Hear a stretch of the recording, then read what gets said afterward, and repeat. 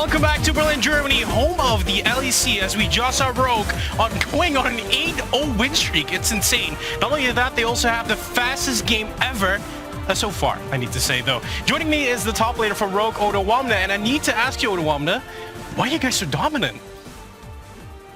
I think there's a bit of draft diffy going on in our games. Okay. I mean, honestly, I just feel like half of our games at least are won from draft, and all we have to do is just not int, because enemy for some reason is not picking like decent frontline, or they're picking random champions that just look good on paper, but in reality in game in 5v5 they don't really do much.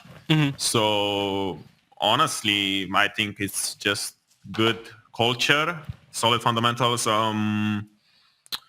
Everyone's willing to kind of sacrifice himself for the other guy to carry, you know. Not everyone is a main character in this game. Yeah. For example, today I'm not a main character in this game, but some other game I will be. And I mean, yeah, I think just discipline and honestly a lot of draft diffy, not gonna lie. Yeah. Now, I do want to shed some light on the game tomorrow. Our match of the week is you guys versus G2. Do you feel like they're going to be the first, I mean, let's say challenger for you guys? I wouldn't say so. I think looking at last week's games, we had Vitality and Fnatic, and that was so far this split our biggest challenge, with two good teams in 1 week that we need to adapt our style against, because they kind of play different style from each other, so it's not really a walk in the park. But I do think that so far for this first half of the round robin, that they are our last challenge. So definitely we need to keep an eye out on them, because I also feel like recently they're starting to perform better and better. Yeah. So definitely not taking it lightly, you know. I'm not really just chilling with my 8-0 and stuff like this. So could you maybe we still want to could win. you maybe pinpoint why you think G2 is doing so well then? I mean, I just think they have good players overall. I feel like they also kind of understand that not everyone needs to carry, and sometimes their bot is playing unconventional stuff with the Seraphine, Pyke, Bard, all of this stuff, and then they play their role in that composition very well, and they let mid and top carry.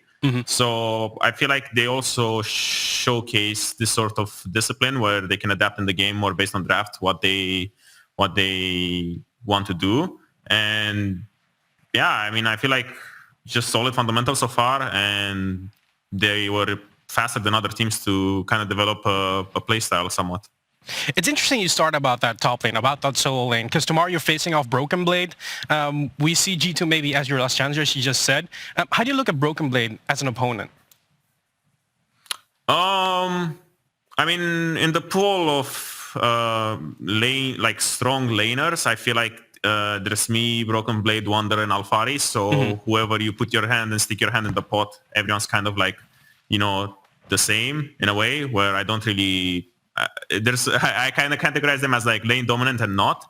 And yeah, I mean, definitely top matchup tomorrow is going to be something I need to look out for. It's not going to be walk in the park, which is kind of like the same story with Wander and Alphari so far. And I also feel like G2 as a team kind of tends to play more towards that top side of the map, and for those top matchups when they have like counter pick or strong top lane, they play for that and they kind of put on carry pants on top lane.